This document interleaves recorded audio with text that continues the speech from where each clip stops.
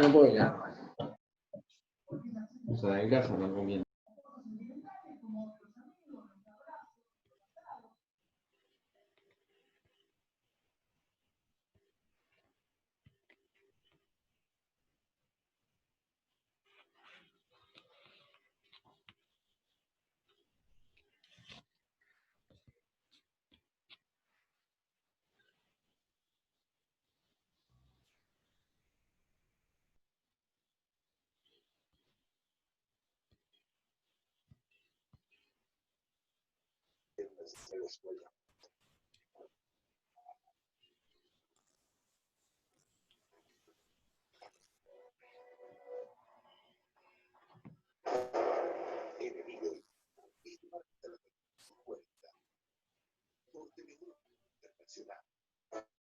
Ya se está terminando la semana. Yo tengo un talento de bailar. Pasar un buen trabajo. He dicho. El fin de semana está completo. Obviamente siendo vos. Bueno, espero se escuche. ¿Se escucha, chicos? ¿Así arrancamos? Sí, se escucha. Sí, Lucas, se escucha bárbaro. Bueno, perfecto. Ahí yo voy admitiendo algunos más, pero mientras arrancamos. Bueno, nos toca arrancar la parte de principalmente de miocardiopatías, así que terminamos un poco la tortura de las válvulas y las dejamos de lado transitoriamente para focalizarnos un poco en lo que le pasa al miocardio, al músculo cardíaco. De ahí viene obviamente el nombre, las enfermedades del miocardio. Vamos a ver ahora las principales, que en general la clasificación son las miocardiopatías dilatadas, restrictivas e hipertróficas, son las tres principales. Hay otras variantes, pero en general vamos a focalizarnos en eso. Hoy específicamente vamos a arrancar la clase hablando un poquitito de la hipertensión arterial, que ustedes conocerán muchísimas personas con hipertensión arterial. A ver cómo afecta la hipertensión arterial no tratada o maltratada, cómo afecta un poquitito al corazón, eso es al inicio, y después, hoy vamos a ver solamente las miocardiopatías dilatadas, dejando las hipertróficas y las restrictivas para la clase que viene. Voy a fijarme nada más si está grabando la clase. Sí, se está grabando, perfecto. Bueno, arrancamos, chicos, entonces. Vamos a hablar un poquitito al principio, entonces, de la hipertensión arterial, que ustedes sabrán en general, o tendrán muchos conocidos, que toman medicación, que en general hay diferentes clasificaciones, subtipos, etcétera. Tengan como regla general que un paciente hipertenso, para nosotros, si es solo hipertenso y no tiene ninguna otra comorbilidad o enfermedad, tener más de 14,9 o 140/90 habla de hipertensión arterial en general. Se habla cuando es de novo o de reciente comienzo, cuando son dos o más valores separados por una semana la toma de 14,9 o mayor a 14,9. Esos sería un paciente hipertenso para nosotros. Después, los valores de, como van a ver en los cuadritos, prehipertensión o hipertensión estadio 1 o 2, bueno, son los pacientes por ahí estadio 2, son los pacientes que tienen más presiones, más de 16/10 o 160/100, son otro tipo de pacientes.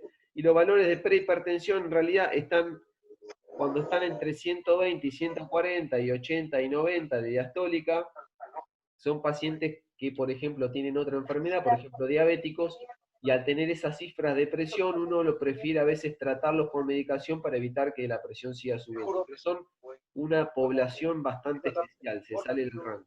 Como general, un paciente hipertenso, 2 tomas separadas de una semana de diferencia en el tiempo, mayor o igual a 14,9 o a 140/90. ¿Para qué me sirve hacerle una ecografía a un paciente que es hipertenso? Bueno, porque yo quiero ver el tamaño de las cavidades, quiero ver qué función sistólica tiene, si tiene disfunción diastólica, y incluir alguna de estos hallazgos, qué es lo que le pasa, para ayudarme a tratarlo, o ver qué es lo que pasa en la evolución del paciente hipertenso. Obviamente también va a servir para si tiene asociado, por ejemplo, alguna válvula que ande mal, cuando yo le hago el eco, bueno, le informaré en ese momento. Tengan en cuenta que ahora vamos a ver un poquitito de la fisiopatología, que por ahí ustedes ya la saben, pero bueno, ¿qué llamamos hipertrofia nosotros? Cuando aumenta el espesor del miocardio, sea en el septum, en la pared posterior, en algún segmento del miocardio, cuando mide más de 11 milímetros. A partir de ahí, nosotros en general lo que decimos es que el espesor de ese músculo cardíaco, de ese miocardio, está aumentado. Después vemos si es hipertrofia o no, y qué tipo de hipertrofia la podemos clasificar. Pero tengan en cuenta que sea varón o mujer, tener más de 11 milímetros de espesor de la pared no es normal, y uno puede a veces hablar de hipertrofia. Esperen que estoy admitiendo más alumnos. Ahí va.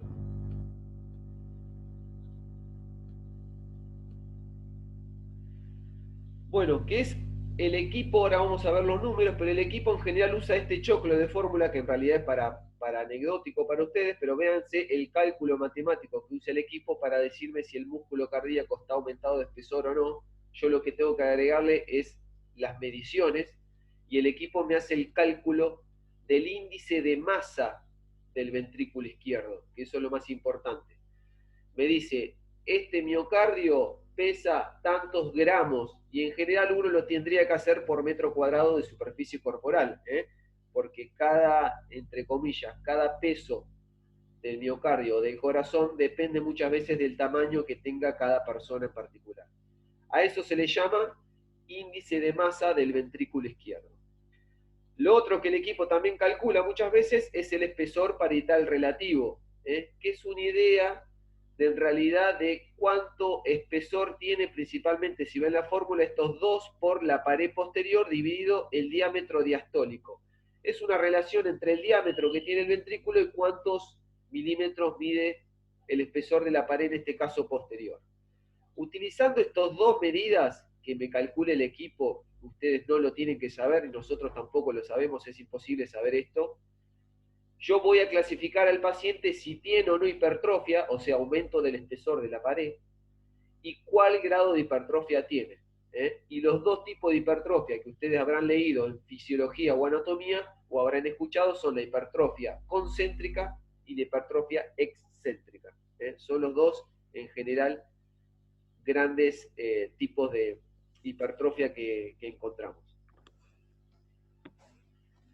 El equipo, en realidad, cuando nosotros cortamos eje largo para esternal izquierdo, van a ver que lo cortamos en modo M, como ven ahí el gráfico, y lo que va a hacer el equipo, fíjense acá la fotito, cortamos en modo M, lo cortamos principalmente al ventrículo izquierdo y le vamos tomando las medidas. Medimos cuánto mide el espesor acá del septum, cuánto mide el diámetro diastólico, cuánto mide el espesor de la pared posterior, en diástole, porque es cuando más grande está el ventrículo, y cuánto mide el septum, el diámetro y la pared posterior en sístole, como ven acá que hay un engrosamiento del mismo músculo, acá estoy en sístole, acá estoy en diástole.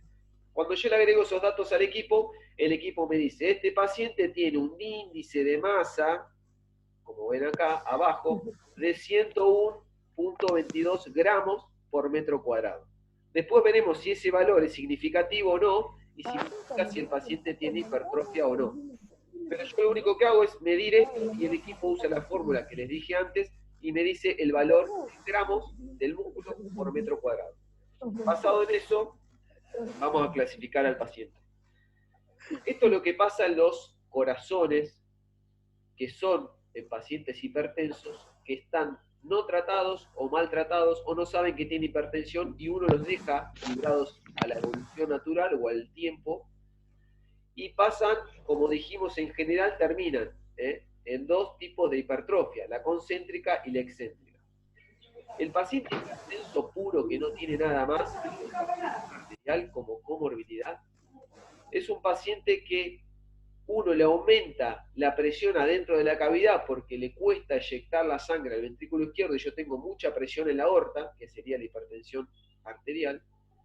¿Y qué hace? El miocito, para mantener una tensión de pared, como dice la ley de Laplace, para mantener constante la tensión de la pared, la que le queda, si yo le aumento la presión, es aumentar el espesor de ese músculo. Y de esa manera mantener constante la fórmula de Laplace y mantener una presión o una tensión de la pared en el ventrículo normal. La que le queda entonces como mecanismo adaptativo o mal adaptativo es aumentar el grosor, el espesor de cada miocito. Y si yo lo veo como conjunto, voy a ver un ventrículo que estaba acá de espesores normales y lo voy a ver que se me transformó en un ventrículo con una hipertrofia. ¿De qué tipo? Concéntrica. ¿Por qué? Porque me aumentó el espesor de cada miocito y en la sumatoria de todos los miocitos y del músculo cardíaco, eso se llama hipertrofia concéntrica.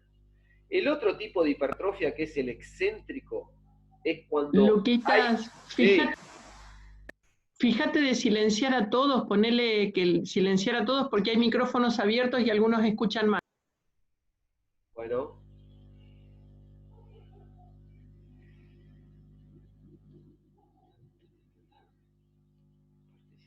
Silenciar a todos.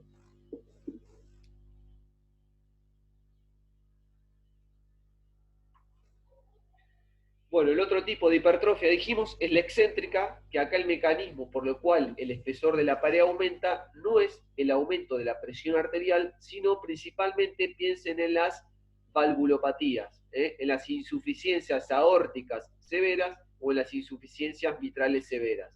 Ese volumen extra que vuelve al ventrículo, el miocito reacciona de otra manera, no aumentando su espesor, sino aumentando el largo de cada uno.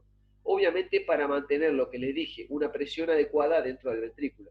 De esa forma el ventrículo se dilata, se agranda y aumenta el espesor de la pared. Eso sería una hipertrofia excéntrica. Pero como estamos hablando de pacientes hipertensos aislados, la hipertrofia que por ahora nos compete en esta charla o en estas diapositivas que estamos viendo es la hipertrofia concéntrica, en la cual el ventrículo reacciona manteniendo el tamaño de su cavidad, el diámetro es normal, pero aumenta el espesor de la pared. Eso sería una hipertrofia concéntrica. Dijimos, ¿cuándo es el índice de masa? Lo que le dije hoy, que el cálculo del equipo lo realiza a través de la fórmula matemática, y a través de eso me dice, este paciente tiene un índice de masa tantos gramos por metro cuadrado. Bueno, basado en ese número, en el índice de masa, perdón que se pasó la diapositiva, ahí está. Fijen, índice de masa acá abajo y el espesor parietal relativo, que era la otra formulita que me calcula el equipo. Teniendo en cuenta esos dos valores, yo voy a clasificar al paciente hipertenso en un paciente que tenga un por ahí ventrículo normal, si es de reciente diagnóstico y la presión arterial no es tan elevada, un primer estadio que el paciente lleva a un remodelado concéntrico, donde el paciente aumenta algo la masa, no llega a ser hipertrofia, pero sí me aumenta el espesor de la pared, y estoy acá. Si sigue avanzando la patología, la hipertensión yo no la trato, va a pasar a hipertrofia concéntrica, lo que le acabo de escribir anteriormente, y por último ya, si avanza, o en caso de valvulopatías, a la hipertrofia excéntrica. ¿Cuáles son los números mágicos para clasificar estas 4 tipos de ventrículos?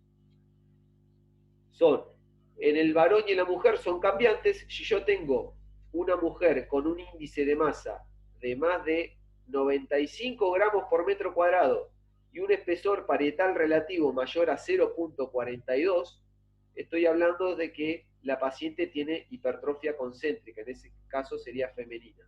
Más de 95 de índice de masa y más de 0.42, la paciente tiene una hipertrofia concéntrica.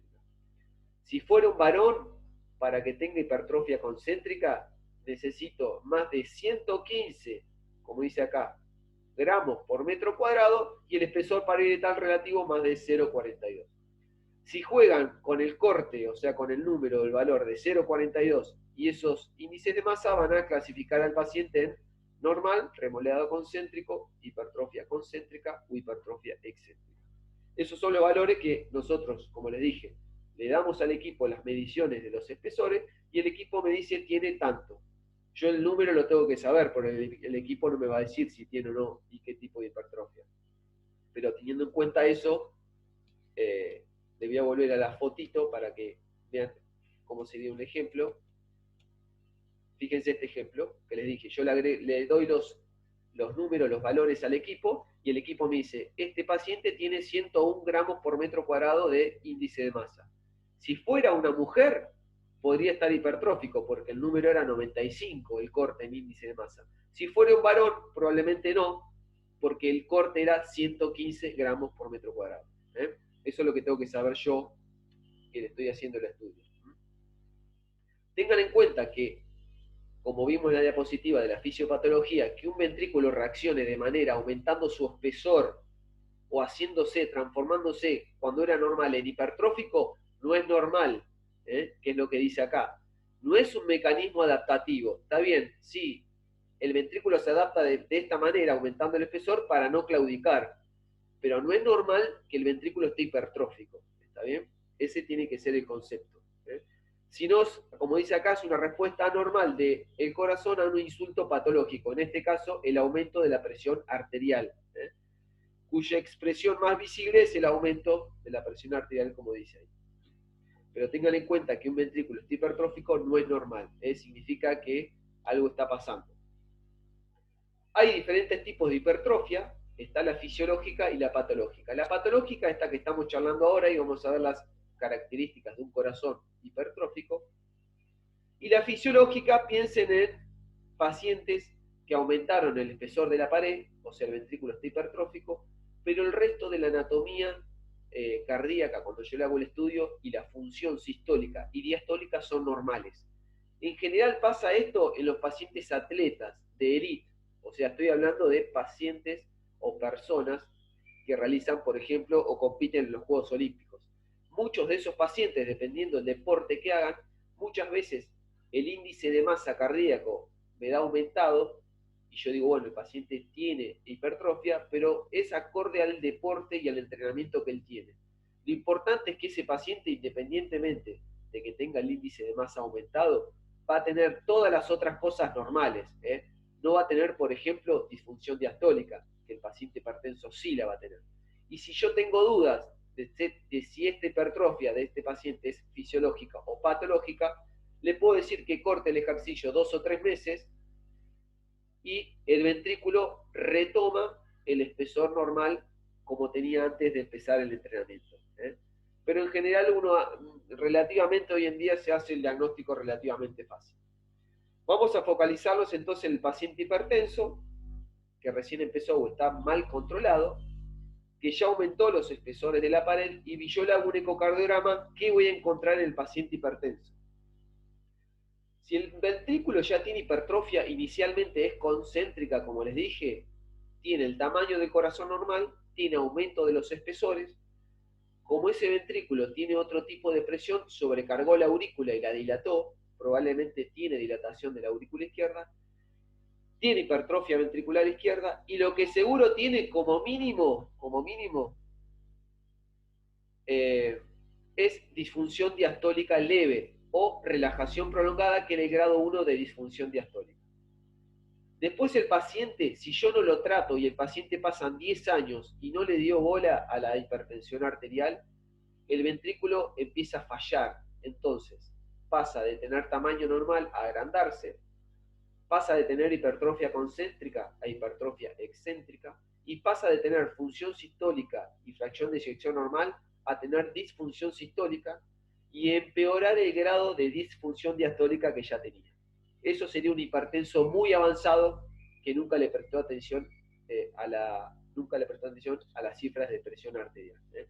El clásico hipertenso que encontramos nosotros: corazón y ventrículo izquierdo de tamaño normal, hipertrofia concéntrica, dilatación de la aurícula izquierda y relajación prolongada o disfunción diastólica leve, que era este grado de disfunción diastólica. Este es el grado de disfunción diastólica leve que tienen casi todos los hipertensos, por lo menos en etapas iniciales. Eso es lo que tienen que saber de un paciente que tiene hipertensión arterial, lo que nosotros nos lleva a hacer el diagnóstico. Muchas veces el paciente no lo sabe, le hacemos el eco, vemos estas cositas que estamos charlando, lo mandás a tomar o a controlar la presión y encontramos muchas veces que es hipertenso y no lo sabía. Otras veces el hipertenso se vino a hacer la ecografía pero no toma la medicación o la toma mal o come con sal. Bueno, hasta acá las principales características del paciente que tiene hipertensión arterial. Vamos ahora a meternos en, como dijimos, capítulos de miocardiopatías, que es la otra parte de la clase. Fíjense las clasificaciones de las escuelas de cardiología que usamos nosotros, sea la escuela europea o la escuela americana de cardiología. Hay diferentes clasificaciones de todas las miocardiopatías, pero en general tengan en cuenta que dividimos las miocardiopatías en tres grandes grupos: la dilatada, la hipertrófica y la restrictiva. Vamos a ver las tres variantes de miocardiopatías, hoy solamente la dilatada, y la clase que viene las otras dos. Si ustedes piensan un poquitito el nombre de cada miocardiopatía, van a analizar y se van a dar cuenta por qué cada una o cada grupo de miocardiopatías. Si uno piensa en la miocardiopatía dilatada, su principal característica es la dilatación de las cavidades. O sea, las cavidades cardíacas están grandes, sí o sí, por eso se llama dilatada. Los espesores parietales pueden ser normales, y en general, como el corazón ya se agrandó, tiene disfunción sistólica o alteraciones de la contractilidad. O sea, tienen baja fracción de eyección. Son corazones grandes que andan muy mal. Esos son los que tienen miocardiopatías dilatadas. Los que tienen miocardiopatías hipertróficas, su principal característica es que tienen aumento del espesor de la pared. O sea, están hipertróficos, como vimos hasta recién. Esa es su principal característica y por eso se llaman miocardiopatías hipertróficas. Tienen, en general, el tamaño del ventrículo izquierdo es normal. La contractilidad o la función sistólica es normal en general, pero tienen mucho aumento del espesor de la pared. Esas son las miocardiopatías hipertróficas. Y las miocardiopatías restrictivas son bastante similares a la hipertrófica, en cuanto a lo que es lo que le pasa. En general las cavidades están de tamaño normal, tienen aumento del espesor de la pared, y la contractilidad inicialmente es normal, o la función sistólica, y después, cuando avanza la enfermedad en un paciente que tiene miocardiopatía restrictiva, la fracción de eyección empieza a caer. O sea, es como una mezcla de las dos anteriores. Pero por ahora vamos a focalizarnos en las miocardiopatías dilatadas, que es lo que vamos a empezar a ver desde ahora. Dijimos, ¿por qué dilatada? Porque su principal característica es que tiene dilatadas las cavidades. Pueden ser las 4 cavidades o pueden ser las cavidades izquierdas en general, y además de estar grandes o dilatadas, tienen disfunción sistólica. Y si el paciente tiene disfunción sistólica o baja fracción de eyección, tiene seguro disfunción diastólica. ¿Qué grado? Y en general grados avanzados, o pseudo normal o restrictivos de disfunción diastólica. Pero bueno, entonces, se caracteriza por dilatación y disfunción sistólica de uno o ambos ventrículos. Esa es la definición de todas las miocardiopatías dilatadas. Fíjense la gran cantidad de miocardiopatías dilatadas que existen en la actualidad, ¿no? En el mundo. Las más frecuentes, porque un corazón termina grande y andando mal, es, como dijimos, un hipertenso que nunca se trató y pasó de la hipertrofia concéntrica a la excéntrica y después se dilató y cayó la función sistólica. Y las etiologías coronarias, los infartos, en realidad la enfermedad de las arterias coronarias, cuando se tapan, producen, después lo vamos a ver, diferentes tipos de infartos, sea 1, 2 o la 3 coronaria, y transforman un corazón que andaba bien en zonas que andan mal. Esas miocardiopatías, que en general terminan como dilatadas, se llaman isquémico-necróticas. Esas son en general las más frecuentes de las miocardiopatías dilatadas, las dos primeras que están acá. Otra, en nuestro país nos toca ver bastante el tema de la enfermedad de Chagas, así que la enfermedad de Chagas, no en todos los pacientes, pero después de 20, 30 años de haber estado infectado con Chagas, muchas veces desarrollan miocardiopatías dilatadas. Lo vemos bastante también. Después puede haber miocardiopatía dilatada por inyección de fármacos, los alcohólicos crónicos, el corazón se les puede dilatar. Las miocardiopatías peripartos son pacientes, obviamente mujeres, que después o inmediatamente posterior al parto desarrollan una miocardiopatía que se llama periparto y en general es dilatada. Muchas enfermedades sistémicas, reumatológicas y otro tipo de enfermedades pueden desarrollarlas. enfermedades neuromusculares como la enfermedad de Duchenne, las miocarditis, que son las infecciones propias del miocardio, pueden desarrollar miocardiopatía dilatada, y muchas veces cuando yo estudio al paciente, le hice un eco y veo que el corazón está grande, que anda mal, que tiene disfunción sistólica, baja presión de eyección, y descarto, le empiezo a estudiar y descarto todas las patologías y no encuentro ninguna causa de por qué se agrandó, le digo, esa miocardiopatía dilatada es idiopática, o no encontré causa. En general, cuando la medicina, la enfermedad que estamos viendo de un paciente X, no tenemos causa después de haberla hecho millones de estudios, se clasifica como idiopática, así se llama. Bueno, miocardiopatía dilatada, lo mismo, tiene dilatación de las cavidades, de las 4 puede llegar a ser. Espesores parietales, los espesores en general son normales. Muchas veces si tienen múltiples infartos van a estar inclusive disminuidos los espesores.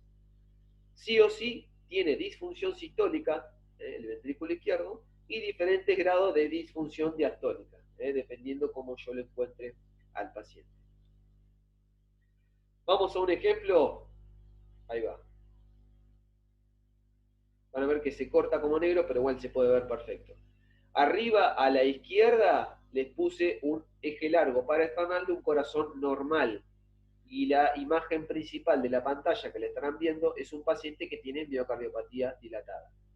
Si ustedes ven a grosso modo, a pesar de que no tengo medido nada, no hay las medidas, no están hechas, van a ver, fíjense acá, impresiona el tamaño del ventrículo izquierdo normal, fíjense el tamaño ventricular de este paciente, es gigante, o sea, tengo dilatación del ventrículo izquierdo, tengo dilatación de la aurícula izquierda casi seguro, tengo una válvula que abre mal, pero es por la misma dilatación, por retracción del aparato valvular, y tengo un músculo, fíjense, si ustedes se focalizan en este pedacito del septum anterior y miran el engrosamiento, cuánto engruesa en sístole, van a ver que engruesa bien, y la pared posterior también, y acá casi que no tiene engrosamiento.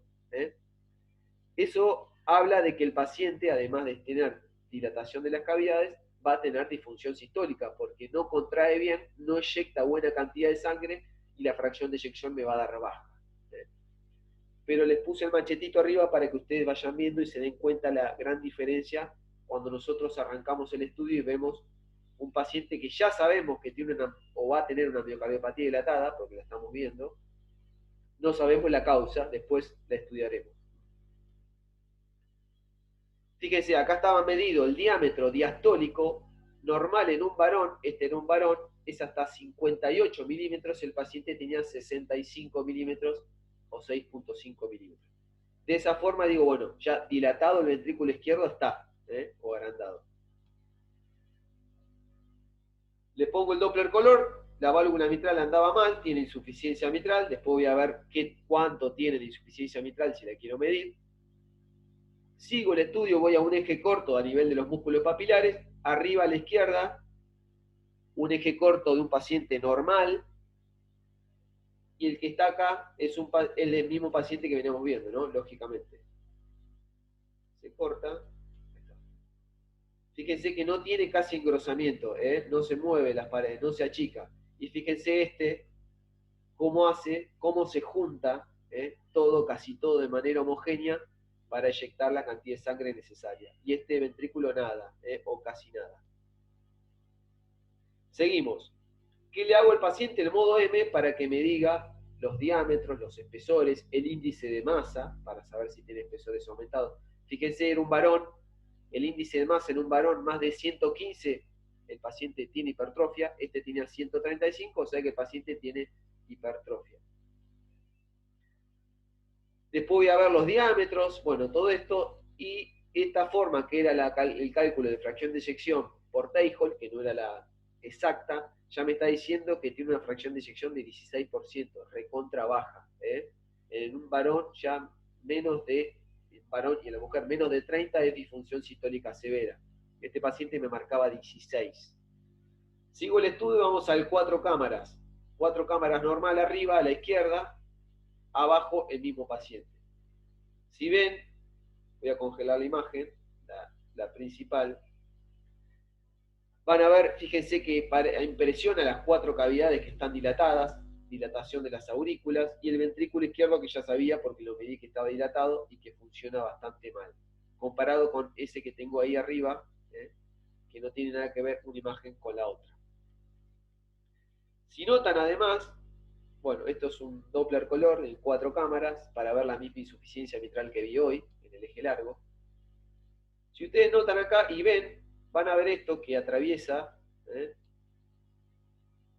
el corazón, se corta pero vuelve, la voy a frizar. Eso que ven ahí, bien refringente, bien blanco, como decimos nosotros, es un cable del que el paciente tenía puesto un dispositivo que se llama resincronizador, que en realidad está puesto para que el paciente pueda mejorar un poquitito la fracción de eyección y para evitar que el paciente haga una muerte súbita. Y otro cable que está puesto en el ventrículo derecho que actuaría como función de marcapasos.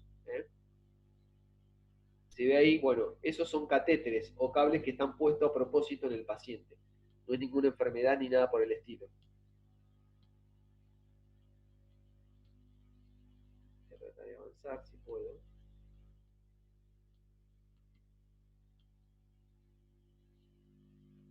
La misma imagen, ven acá un catéter puesto ahí, y el otro catéter que está puesto en el seno coronario, por eso se ve de esa manera que está ahí. Voy a poner la foto.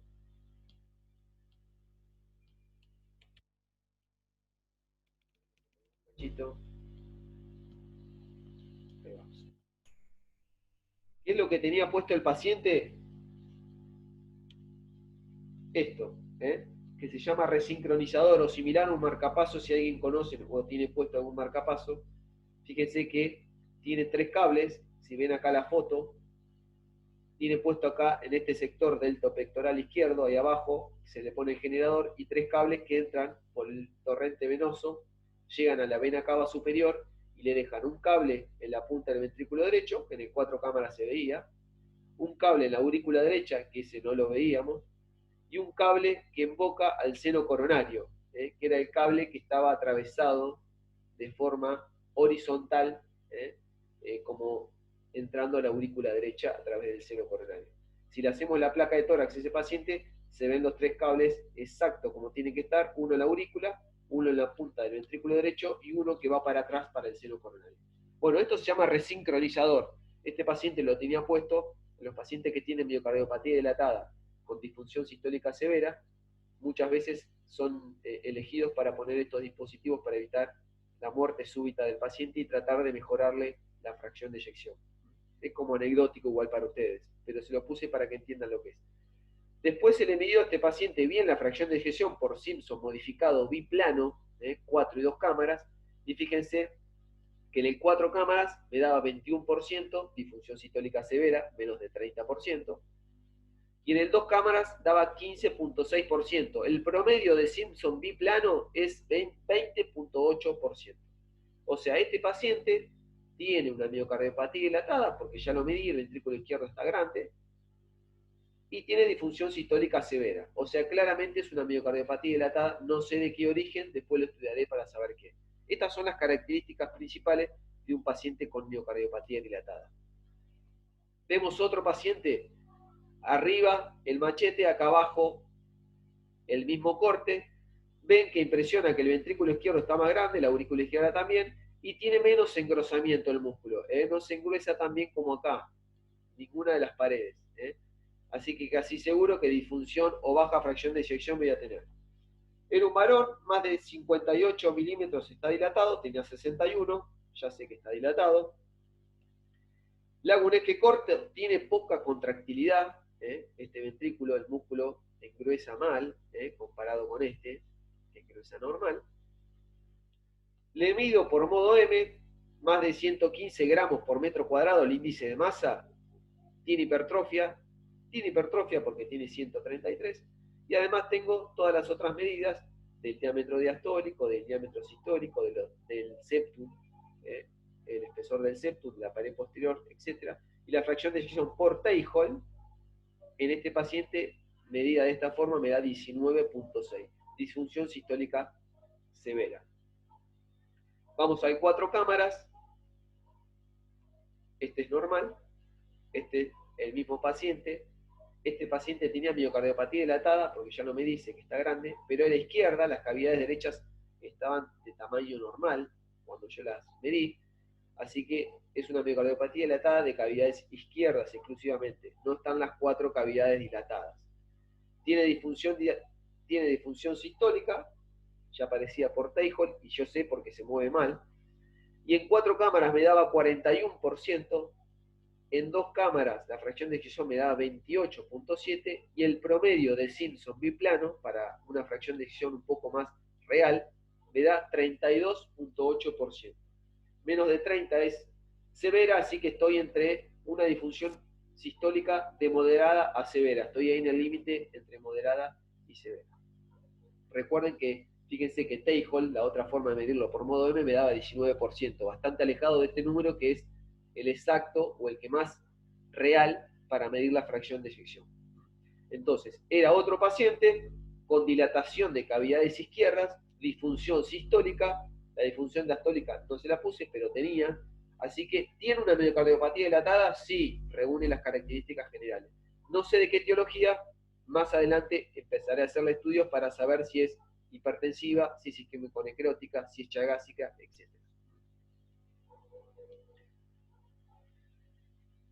Y les puse otras diapositivas para este tipo de miocardiopatía que es bastante especial, se ve, es relativamente nueva, por lo cual en la clasificación de las primeras diapositivas, los americanos, fíjense que hablan de cardiopatías hipertróficas, dilatadas y restrictivas, a lo mismo que dijimos hasta ahora, las 3 grandes miocardiopatías, pero además ellos ponen otro subtipo de miocardiopatías, como la displasia ritmogénica y el miocardio no compacto, y la llaman miocardiopatías genéticas. Es cierto, porque tiene un origen genético, tiene un montón de genes alterados el paciente que lleva a que desarrollen este tipo específico de miocardiopatía que se llama miocardio no compacto o no compactación del ventrículo izquierdo, que es la que está subrayada. Le puse unas diapositivas para que vean de qué se trata cuando hablamos de miocardio no compacto y para que sepan más o menos qué es este tipo específico de miocardiopatía. Miocardiopatía no compactada, miocardio no compacto, no compactación del ventrículo izquierdo, miocardiopatía espongiforme se llamaba antes. Bueno, tiene diferentes variantes, en general la llamamos de esta manera. ¿Qué es lo que es un miocardio no compacto? Fíjense que nosotros, cuando el corazón va creciendo adentro de la panza de nuestras madres, a las 6 semanas se desarrolla, y fíjense lo que es el miocardio. Este es un corte del ventrículo izquierdo, y fíjense lo que es el miocardio, el espesor del músculo. En realidad no hay músculo, parece todo como una esponja, una cosa que tiene trabéculas, que hay espacio entre las trabéculas. Por eso se llamaba así antes miocardiopatía espongiforme, porque hacía o se asemejaba a esto. Esto es lo normal a que nos pasa a todos. A medida que vamos creciendo en semanas de gestación adentro de la panza, estos son a las 6 semanas, a las 8 semanas fíjense lo que empieza a pasar. En la parte basal del ventrículo izquierdo, en los segmentos basales, se empieza a compactar el miocardio, o sea, se empieza a poner más cerca, más compacto, más angosto de lo que era en la semana 6. Pero arranca a compactarse a nivel de la base de los ventrículos. La zona apical, fíjese que sigue siendo como una esponja, sigue no compactada. Ahí estaba admitiendo otro chico. Entonces, ¿qué es lo que pasa en la miocardiopatía no compactada o miocardio no compacto? Acá lo que tendría que pasar es que si uno va creciendo el corazón y se desarrolla normalmente antes de nacer, tiene